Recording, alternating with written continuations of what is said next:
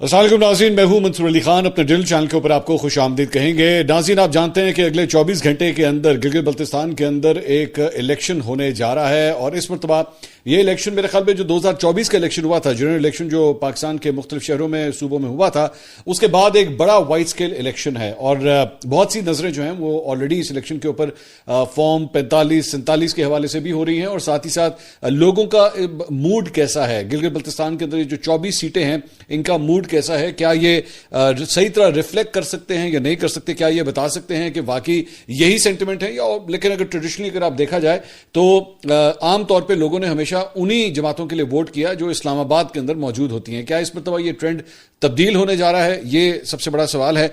वहां पे मूड कैसा है और पब्लिक ओपिनियन क्या कह रहा है, इलेक्शन कैसे होने जा रहे हैं।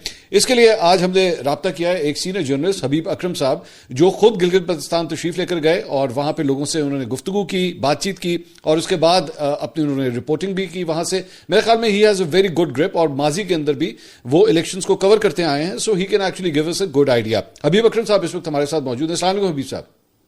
वालेकुम अस्सलाम मंसूर सर, कैसे हैं आप? खैरियत से हैं? मैं बिल्कुल ठीक, thank you very much. Honour to have you on the show, thank you so much, आपने हमारे लिए वक्त निकाला। आपकी बड़ी नवाज़िश, thank you so much. Habib साहब, पहले बात तो ये बताइए कि आपने गिलगित बल्तिस्तान के अंदर अभी कितना टाइम गुजारा वहां पे, जब आप मुख्तलिफ जगहों मैं तकरीबन 10 दिन वहां पे गुजार के आया हूँ। अच्छा। और वहां पर ज़ाहिर है मुख्तलिफ हलकों में, जिस तरह मैं पहले भी काम करता रहा हूँ पाकिस्तान के हलकों में और उससे पहले भी गिलगित बल्तिस्तान, आज़ाद जम्मू कश्मीर, जहाँ भी इलेक्शन हुआ तो वहां पर मैं वहां के तो सारे अजला में मैं गया हूँ और जाके मैंने सूरत हाल देखी है, लोगों से बातचीत की है और जो मैं करता हूँ वही किया है। अच्छा, चले इसको आहिस्ता आहिस्ता इसको जरा एक्सपैंड करना शुरू करते हैं। अगर आप एक मजमूई तौर पे जो ओवरऑल एक आपने फील वहां पे महसूस की, आप उसके पॉइंटर्स डिस्कस करना शुरू करें, फिर मैं माइन्यूट डिटेल्स की तरफ बाद में जाता हूँ। मंसूर, अभी आपने अपनी इब्तदाइये में जो बात की है कि वहां पर एक रवायत है कि जो जिसकी हुकूमत इस्लामाबाद में होगी उसी की हुकूमत वहां पर गिलगित में भी बन जाएगी। तो एग्जैक्टली यही सूरत हाल अब भी वहां पर है। ये 2009 से हम इसी तरह देख रहे हैं और आजाद जम्मू कश्मीर में भी यही ट्रेंड हमें देखने में मिलता रहा है। उसकी वजह यह है कि ये दोनों हुकूमतें ऐसी हैं कि इनके वसाइल तमाम तर इस्लामाबाद से जाते हैं और जो एक वफाकी वजारत है जो अमूर कश्मीर और गिलगित बल्तिस्तान के लिए बनाई गई है, उस वजारत की हैसियत इनके लिए सब कुछ होती है। तो वहां का वजीर यानी इस वजारत का वजीर बहुत सारे काम करने की सलाहियत रखता है। इस वजह से ये लोग आम तौर पर उसे ही वोट देते हैं, उसी जमात को वोट देते हैं जो जिसकी पहले इस्लामाबाद में हुकूमत हो। तो इस दफा भी जो ट्रेंड है वो पीछे से मुख्तलिफ नजर नहीं आ रहा। अलबत्ता इस दफा एक कंफ्यूजन है जो खुद हुकूमत के बारे में है, वो ये है कि क्या पाकिस्तान पीपुल्स पार्टी हुकूमत से बाहर है या अंदर है? क्या जब PMLN सिर्फ PMLN ही हुकूमत है, वो जो इस्तेकाम पाकिस्तान पार्टी है अलीम खान साहब की, वो भी हुकूमत में है। तो ये तीनों पार्टियां एक दूसरे के मुखालिफ इलेक्शन लड़ रही हैं। तो इसलिए इन तीनों में से किसी एक को वोट भी जाए तो दरअसल वो हुकूमत को वोट दिया जाएगा। तो वहां पर ये हुकूमती तीनों पार्टियां हैं और जहां तक जो पाकिस्तान तहरीक इंसाफ है उसके साथ जो सलूक काजी फायज ईसा ने उसके इंतखाबी निशान वापस लेकर किया था, वही सलूक वहां पर दोहराया जा रहा है पाकिस्तान तहरीक इंसाफ के साथ भी। और पाकिस्तान तहरीक इंसाफ को ना मुहिम चलाने की इजाजत दी जा रही है, ना वहां पे उसके कोई मेन शाहराहों पर ना उसके कोई बोर्ड्स, होर्डिंग्स और इस तरह की चीजें लगाने की इजाजत दी जा रही है, और ना ही उसके उम्मीदवारों को इधर उधर से कोई कॉल्स भी आ जाती हैं, वो बेचारे डर भी जाते हैं। अच्छा हबीब साहब, मैं एक एक करके बात करते हैं। ये जो जिस तरह भी आपने कहा कि ये कंफ्यूजन है कि जनाब कौन सी जमात जो है वो इस वक्त हुकूमत में है, तो ये चीज यानी इनका अगर वोट बैंक जो है इस तरह डिवाइड हो जाता है बिटवीन नून लीग, पीपल्स पार्टी और इस्तेकाम, तो ये तो हुकूमती जमातों के लिए एक प्रॉब्लमेटिक नहीं हो सकता? अगर ये फॉर एग्जाम्पल एक पोलिटिकल अलायंस करके वहां पे इलेक्शन लड़ते तो शायद उनको ज्यादा फायदा ना होता। देखिए, पॉलिटिकल अलायंस पहले भी इनका जैसे हुआ था वो आपको बड़ी अच्छी तरह पता है। वो अलायंस अब वहां पर नहीं करवाया गया तो इसलिए नहीं हुआ। दूसरी बात यह है कि इब्तदा में एक तासुर ये दिया गया था और बाज लोगों की ये राय थी कि जो ITP है, इस्तेकाम पाकिस्तान पार्टी, जो IPP, इस्तेकाम पाकिस्तान पार्टी को हुकूमत दी जाएगी। और ये तासुर इसलिए बना था कि वो तमाम लोग जिन्होंने पाकिस्तान तहरीक इंसाफ छोड़ी थी और एक नई हुकूमत बन गई थी हाजी गुलबर खान की क़यादत में, खालिद खुर्शीद को जब वो निकल गए थे उसके बाद, तो वो तमाम लोग IPP में शामिल हो गए। तो इस वजह से ये तासुर पैदा हो गया कि आसमान की नजरें इस वक्त दरअसल आईपीपी पर है, तो आईपीपी का इलेक्शन बन जाएगा। और दूसरा तासुर इस वजह से ये मजबूत बना कि वहां पर, यानी जो आप गिलगित बल्तिस्तान में जब देखते हैं, तो वहां पर आज भी जो वोटर है वो पार्टी से लिंक नहीं है, वो शख्सियात से लिंक्ड है। अच्छा। तो वहां पर जो शख्सियात है वो मैटर करती है। इस वजह से भी ये तासुर था कि चूंकि ये सारे हैवी वेट्स हैं, तो हल्के की शख्सियत आप ये फरमा रहे हैं, हल्के की शख्सियत, जी बिल्कुल, हल्के की शख्सियत, एग्जैक्टली। तो ये भी, और जाहिर है हर हल्के में 2-3 ऐसी शख्सियात होती हैं जिनसे लोग खुद को एसोसिएट करते हैं। तो आईपीपी के बारे में ये तासुर पैदा हुआ, लेकिन उसका बहरहाल इस पे थोड़ा सा, जो एक छोटा सा पोर्शन होता है वो जो पार्टी लाइंस के ऊपर वोट डालता है, तो उसमें हम देख रहे हैं कि वहां पर कहीं ये जो वो लोग जो आईपीपी में शामिल हुए उनकी पजीराई कुछ कम है। ये वोट अच्छे ले जाएंगे लेकिन इनके जीतने के इम्कानात काफी कम है इस पार्टी के एज अ पार्टी, ठीक है, यानी ये बड़ा नंबर नहीं ले सकेगी। तो बड़ा नंबर वहां पर पाकिस्तान पीपल्स पार्टी और पाकिस्तान यानी पीएमएल-एन है। उसकी वजह यह है कि ये दोनों पार्टियां हुकूमत में ज्यादा विजिबल हैं। अच्छा। आईपीपी उस तरह विजिबल नहीं।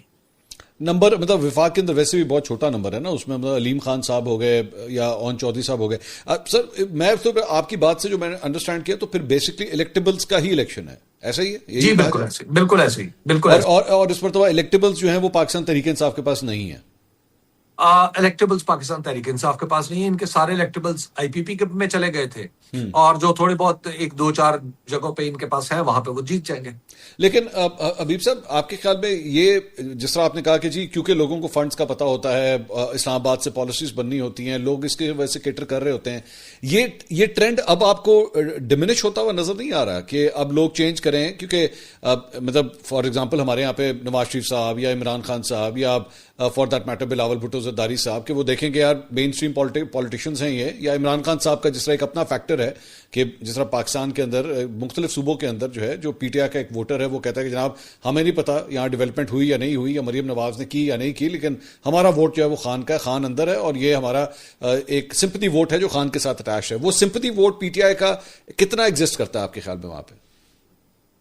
अगर आज इकट्ठा इलेक्शन करा लें पूरे पाकिस्तान में, तो जीबी का नतीजा बिल्कुल वही होगा जो मियां वाली का था। अच्छा जी, आज इकट्ठा इलेक्शन करवा लें बशर्ते के पूरे पाकिस्तान में, यानी जीबी और दीगर सूबों के इकट्ठे सबके हों, ये आप कह रहे हैं? इकट्ठे। अच्छा। तमाम इलेक्शन इकट्ठे हों तो जीबी का नतीजा एग्जैक्टली वही होगा जो मियां वाली में होगा, और वहीं वहां पर भी पीटीआई जीत के आएगी। अच्छा। लेकिन यहाँ पर मसला यह है कि गिलगित बल्तिस्तान के लोग और आजाद जम्मू कश्मीर के लोग हमारी विफाकी हुकूमत बनाने या बिगाड़ने में कोई रोल प्ले कर ही नहीं सकते। यानी वहां पर अगर मुझे अभी सब ये समझ नहीं आ रही कि फिर इस तरह ये डिफरेंस क्यों आ जाएगा? अगर आप इकट्ठा इलेक्शन करवा लें या अगर अलग करवा रहे हैं, इसमें डिफरेंस क्यों आ जाता है? लोग इस बुनियाद के ऊपर अपना ओपिनियन चेंज कर लेते हैं जी, चूंकि इस्लामाबाद में बिल्कुल होता है, ये बिल्कुल होता है। देखिए, दूसरी उसके साथ एक और अहम बात ये भी है कि हम उनके हलकों को अपने हलकों पर कयास कर रहे हैं। मिसाल के तौर पर जब हम देखते हैं कि यहाँ पे 7 लाख या 8 लाख या 6 लाख का हल्का है, 8 लाख से 7-8 लाख का है, तो वहां पर सिचुएशन ऐसी नहीं है।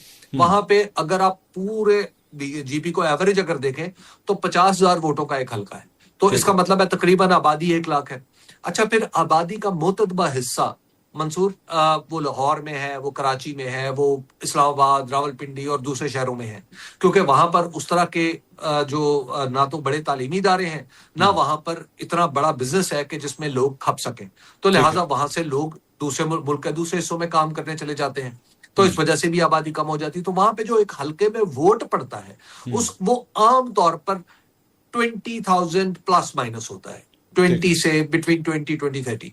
अच्छा, या इससे भी बाज़ औक़ात कम, 6-7 हजार वोट लेके जीतता है एक एमएलए।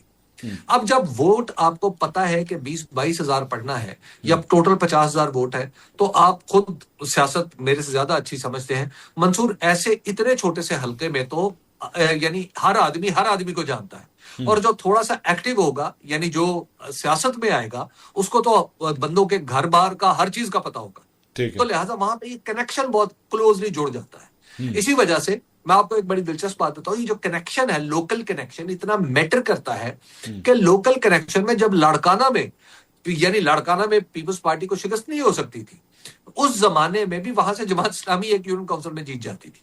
ठीक है। लड़काने में एक यूनियन काउंसिल में जमीयत उलमा इस्लाम भी जीत जाती है। सही, लेकिन इसका ये मतलब नहीं, तो वहां पे ये लोग जो जो पर्सनल कनेक्शन है वो वहां पर बहुत ज्यादा काम करता है।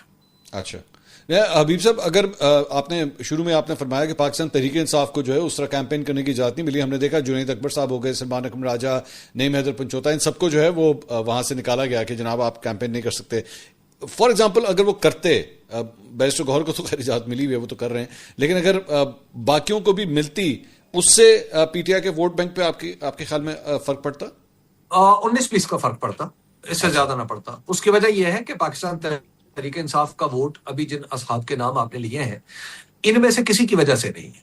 अच्छा, वहां पर जो वोट है वो इमरान खान, जहां पर भी पाकिस्तान तहरीक इंसाफ का वोट है वो इमरान खान की वजह से है, तो वो या पाकिस्तान तहरीक इंसाफ की वजह से है। तो लिहाजा इनके जाने या ना जाने से बहुत ज्यादा फर्क ना पड़ता। नहीं, तो इस वजह से हबीब साहब, इस तरह तो फिर 2024 का इलेक्शन भी जो है वो इमरान खान साहब के बगैर ही लड़ा गया था ना। लेकिन पाकिस्तान देखिए पाकिस्तान के अंदर, देखिए पाकिस्तान में जब 2024 का इलेक्शन था, उस वक्त वोटर के सामने हुकूमत थी, उसने हुकूमत बनानी थी, वफाकी हुकूमत और पूरे पाकिस्तान की हुकूमतें बननी थी उस इलेक्शन से। वहां पर वोटर के सामने ये क्वेश्चन नहीं है। और वहां पे उस तरह नजरियाती लाइंस पे अभी देखिए, वहां पर फिर एक और बात है, चूंकि वहां पे person to person specific election होता है और छोटी छोटी वादियां हैं, छोटे छोटे देहात हैं। वहां पे आपको मैं कर्ज करूं कि वहां पे एक ट्रेंड ये है कि अगर एक गांव से, मेरा गांव है, अगर वहां से मैं इलेक्शन लड़ रहा हूं और उस गांव में कोई दूसरा शख्स नहीं है, तो मेरे मुकाबले पे चाहे कोई भी है, मुझे वो मेरे गांव के 200 वोट हैं अगर, तो मुझे मिल जाएंगे। अच्छा, तो लिहाजा वहां पर ये भी है, आपका अपना पर्सनल क्लाउड जो है वो ज्यादा मैटर कर रहा है इस पर। बिल्कुल बिल्कुल। अच्छा हबीब साहब, जाहिर बात है यहाँ पे मुख्तलिफ रहनुमाओं ने, मियाँ साहब भी आए, इवन दो सिर्फ एक हल्का सा ही उन्होंने ट्रेलर दिखाया और उसके बाद अब वो पाकिस्तान ही छोड़ के चले गए हैं। लेकिन बिलावल भुट्टो साहब ने मतलब एंड तक जो है वो इस कैंपेन को रन किया है। और जाहिर बात है मुख्तलिफ दावे करते रहे कि जनाब हमने काम किए हैं, उसने काम नहीं किए, और हमने ये करके दिखाया, वो करके दिखाया। इस हवाले से लोगों ने क्या फीडबैक दिया आपको कि एक्चुअली डेवलपमेंट के हवाले से किसका ज्यादा वहां पे जो है वो किरदार रहा? देखिए, जहां तक वहां उस इलाके की डेवलपमेंट है, तो उस इलाके में डेवलपमेंट हमारे दिफा से भी जुड़ी हुई है। ठीक है। तो ये वहां पर जितनी भी, मिसाल के तौर पे वहां पे एससीओ है, वो जो स्पेशल कम्युनिकेशन ऑर्गेनाइजेशन है, वहां पर सड़कों की जरूरत दिफाई एतबार से भी बहुत ज्यादा है। और इसलिए वहां पर जो डेवलपमेंट है उसमें आप हर दौर में हर बंदा कह सकता है कि मैंने डेवलपमेंट की, तो वो सारी बातें ठीक है। लेकिन इन तीनों पार्टियों ने, मिसाल के तौर पे जुल्फकार अली भुट्टो जो गिलगित बल्तिस्तान की साबका शक्ल यानी ओरिजिनली उसको कौमी धारे में लाने की कोशिशों का आगाज जुल्फकार अली भुट्टो ने किया, और उसके बाद पाकिस्तान पीपल्स पार्टी ने उसको ये जो नीम सूबाई मामला यानी एक नीम सूबाई दर्जा दे दिया, ये भी पाकिस्तान पीपल्स पार्टी का दिया हुआ है। तो पाकिस्तान पीपल्स पार्टी ने वहां पे ये जो एससीओ है, ये भी पाकिस्तान पीपल्स पार्टी के दौर में यानी जुल्फकार अली भुट्टो ने बनाई हुई थी। तो लिहाजा वहां पर फिर सब्सिडी का मामला, ये सारी चीजें चूंकि जुल्फकार अली भुट्टो ने की हुई हैं, तो वहां पर नस्ल बाद नस्ल पाकिस्तान पीपल्स पार्टी के बारे में एक अच्छी राय पाई जाती है।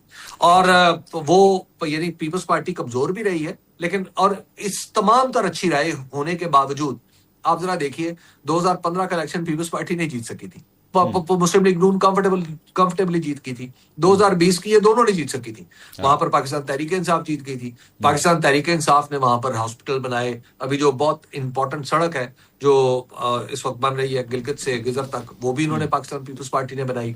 अच्छा माफ कीजिएगा, वो पाकिस्तान तहरीक इंसाफ ने बनाई। लेकिन जो स्कर्दू से गिलगित से स्कर्दू तक की जो जगलोट से स्कर्दू तक की, वो पाकिस्तान मुस्लिम लीग नून ने उसको पर सिग्निफिकेंटली काम किया। तो ये सारे काम वहां पे होते रहे, चूंकि इनकी अहमियत दिफाई है, तो इस वजह से ये वहां पे इन पार्टियों की मर्जी से ज्यादा कहीं और से काम हो जाता है।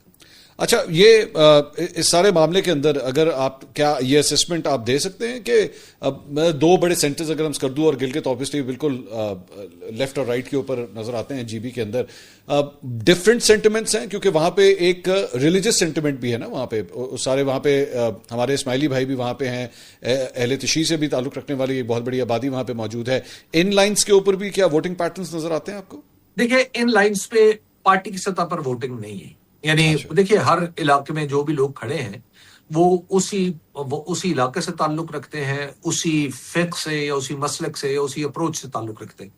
तो लिहाजा वो पार्टी लाइंस पे आप उस तरह इसको नहीं कह सकते। मिसाल के तौर पे आप जरा देखिए ना कि जो गिलगित बल्तिस्तान में 2020 के इलेक्शन में हाफिज हफीजुर रहमान साहब हार गए थे इलेक्शन, शहर के अंदर से हार गए थे। अच्छा, वहां पे कोई और जीत गया था। तो लिहाजा ये वहां पे इस तरह का, यानी चूंकि जहां पे शिया पॉपुलेशन ज्यादा, वहां पे सारे कैंडिडेट्स ही शिया है।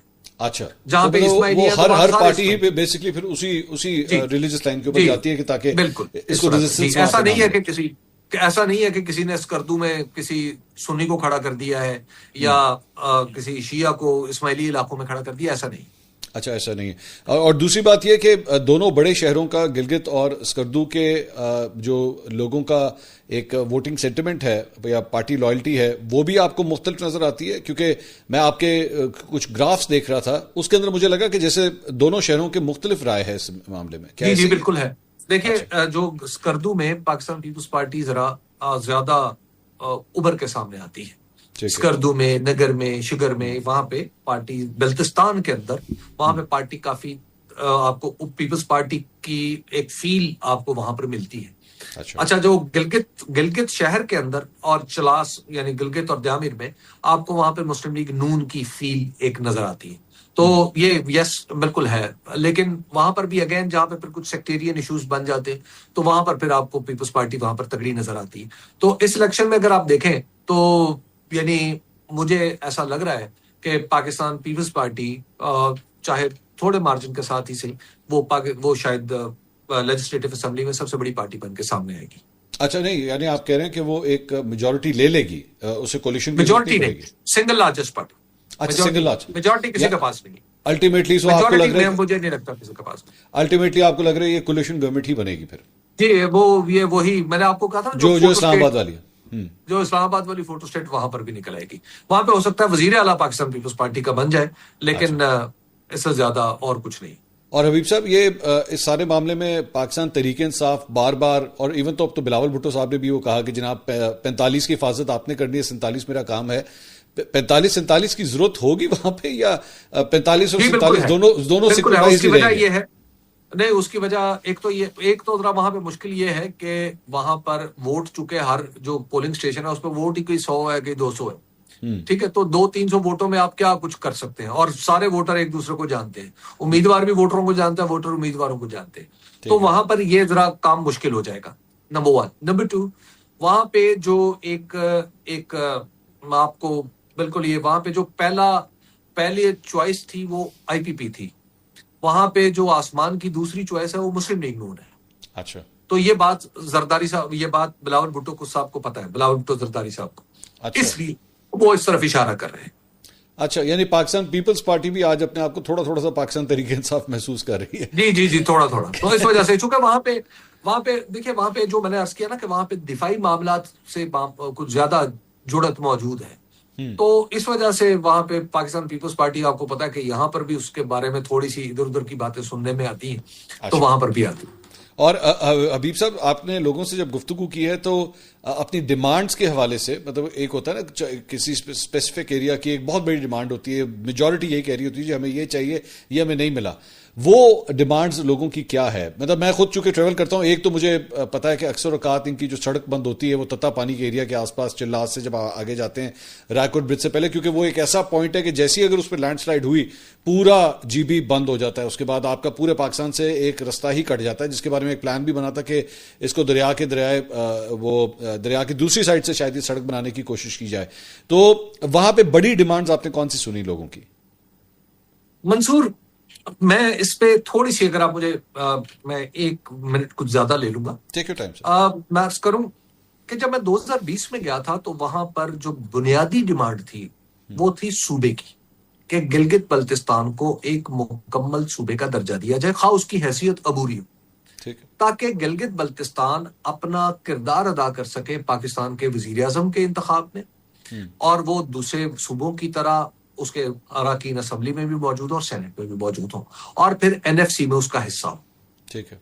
इस दफा मैं समझ रहा था कि ये डिमांड चूंकि पिछली दफा पूरी नहीं हुई, तो इस दफा इस डिमांड को गैर मामूली पजीराई मिल रही होगी, या ये डिमांड ज्यादा शिद्दत के साथ सामने आएगी। ठीक है। टू माई एस्टॉनिशमेंट ये डिमांड मुझे कहीं दिखाई ही नहीं दी। ये जो आपको डिमांड, ये जो कह रहे हैं ना, जो कुछ भी कहा जा रहा है सूबे के हवाले से, वो पॉलिटिकल लीडर्स कह रहे हैं आवाम की तरफ से इस तरह की कोई डिमांड नहीं है। अच्छा, उसकी वजह यह है कि इस इलाके के लोगों ने, मुझे खुद बहुत सारे लोगों ने बताया, और बड़े जो तमाम जमातों में हैं, और उन्होंने ऑफ द रिकॉर्ड मुझे ये बताया कि हम इसलिए अब सूबा नहीं चाहते कि सूबा बनने के बाद जो कुछ पीटीआई के साथ हुआ, ये मुझे एक मुस्लिम लीग नून का बंदा कह रहा है, मैं आपको बता रहा हूं, वो इस वक्त इलेक्शन लड़ रहा है। अच्छा, उसने कहा कि जो कुछ पाकिस्तान तहरीक इंसाफ के साथ पंजाब में यानी सूबों में हुआ है, अगर हम भी सूबा होते तो इसका मतलब है कि हमारे साथ भी ये हो सकता था। अभी इस इलाके को हसास समझा जाता है तो हमारा छोटा मोटा मुजाहरा काम कर जाता है। अच्छा। तो अब हम हसास इलाका ही रहना चाहते हैं, हमें सूबा बनने में कोई अब इंटरेस्ट नहीं रहा। अच्छा। ये बात एक आदमी ने नहीं, ये बात अक्रॉस गिलगित बल्तिस्तान मुझे लोगों ने की। अच्छा। कि सूबा बनने में वो समझते हैं कि उन्हें ज्यादा मुश्किलात का सामना है, क्योंकि आपने अपने पाकिस्तान के साथ जो कॉन्स्टिट्यूशन के साथ जो किया है पाकिस्तान के अंदर, वो सारी दुनिया देख नहीं रही। ठीक, पूरा पाकिस्तान देख रहा है ना। तो उसके बाद और अल्टीमेटली, मैं सॉरी आपकी बात कर रहा हूं, तो इसका मतलब यानी वो सूबा बनेगा, सूबा बनने का मतलब है कि आप भी कौमी असेंबली और सेनेट का हिस्सा बनेंगे, और जब आप कौमी असेंबली सेनेट का हिस्सा बनेंगे तो वो नंबर गेम के अंदर जो है वो फिर आपके साथ भी वो सब कुछ हो सकता है, फिर रगड़ा भी लगेगा। अब वहां पे जो सबसे बड़ी डिमांड है वो बिजली की। अच्छा, कि बिजली यानी मुसलसल रहे, क्योंकि खास तौर पर वहां पे जो सर्दियों में बिजली की जब सबसे ज्यादा जरूरत होती है तो बिजली वहां पर नहीं होती, तो वो 22 घंटे बिजली नहीं होती, क्योंकि वहां पर जितनी भी बिजली है वो आपको वो रन ऑफ द रिवर जो कुछ प्रोजेक्ट्स लगे हुए हैं वहां पर, उनके जरिए बिजली मिलती है। और वहां पर कोई ऐसा ग्रिड भी नहीं है, यानी कोई पैन जीबी ग्रिड भी नहीं है, जिस तरह पाकिस्तान के अंदर एक नेशनल ग्रिड है, वहां पर वो भी नहीं है। तो वहां पर अगर ग्रिड हो, पाकिस्तान से बिजली चली जाए, तो इस तरह की वो अरेंजमेंट चाहते हैं। लेकिन जो अदरवाइज बाकी उनकी जो सूबे वाली डिमांड है वो इस वक्त नहीं है, बिजली उनकी सबसे बड़ी डिमांड है। अच्छा, अब इसके अलावा जिस तरह मुख्तलिफ सूबों के अंदर, खासतौर पे केपी के अंदर जो है वो दहशतगर्दी ने जो है वो काफ़ी लोगों को नुकसान पहुंचाया वहां पे। यहाँ पे द्यामीर और चिल्लास वाली साइड के ऊपर भी जो है दहशतगर्दी के वाकयात हुए हैं, बाबू सर टॉप से जब आप नीचे उतरते हैं।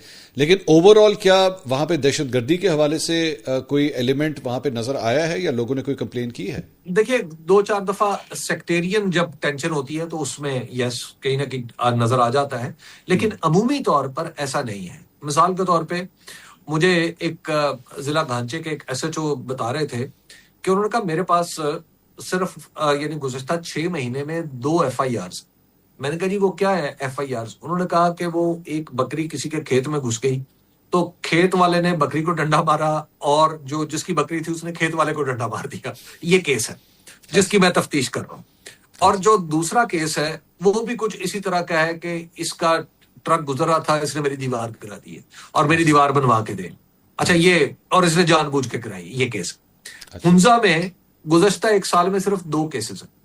अच्छा, जिनमें से एक डकैती का केस था, और वो भी कोई वहां का कोई मुकामी आदमी नहीं था, कहीं बाहर से गया हुआ था, और फिर पाकिस्तान के अंदर से वो बंदे पकड़े गए। अच्छा, इसी तरह जो गिलगित है, गिलगित में भी इस तरह का कोई इशू नहीं है। गिजर में आप चले जाए, वहां पर आपको हार्डली पुलिस जो है वो नजर आती है। तो ये मजमूई तौर पर जो गिलगित बल्तिस्तान में आपको जो अमन व अमान की सूरत हाल है वो बेहतर दिखाई देती है। उसकी वजह के छोटे शहर हैं, सब एक दूसरे को जानते हैं, तो एक वहां पर कोई बाहर का आदमी आ जाए अचानक तो फौरी तौर पर पकड़ा जाता है। तो चूंकि उनकी जबान भी ऐसी है कि जो पाकिस्तान के दीगर खितों में बोली नहीं जाती। मिसाल के तौर पे आप वाकई बोलेंगे तो आप गिजर में रहेंगे, ब्रोशिस की बोलेंगे तो हुंजा में रहेंगे। शीना जबान मुकामी तौर पर सबसे बोली जाती, सब बोलते हैं, और आपस में जिनको नहीं आती तो वो उर्दू में, और उर्दू भी एक खास लहजे की वहां पर बोली जाती है। तो इसलिए वहां पे किसी अजनबी आदमी का जाके यूं रहना कि वो आबादी में गुम हो जाए, वहां पे वो आपको वो मुमकिन नहीं है। तो इसलिए वहां पे अमन व अमान की सूरत काफी बेहतर। अभी साहब, last question. So we have concluded कि बेसिकली आपकी प्रेडिक्शन है कि people's party would be the biggest party over there, followed by most probably Noon league, और ये कोलिशन गवर्नमेंट, इस्लामाबाद की जो गवर्नमेंट है वही बनेगी। पाकिस्तान तहरीक इंसाफ आपको हुकूमत में आती हुई नजर नहीं आ रही? नहीं, पाकिस्तान तहरीक इंसाफ हुकूमत में आती, जीबी में नहीं होती नजर आ रही। हबीब साहब, थैंक यू सो मच, बहुत शुक्रिया, आपने हमारे लिए वक्त निकाला। नाज़रीन, हबीब अकरम साहब हमारे साथ मौजूद थे, आपने उनकी राय सुनी। 10 दिन उन्होंने वहां पे रिपोर्टिंग की है और इस रिपोर्टिंग के बाद जो खुलासा था वो आपके सामने उन्होंने पेश किया।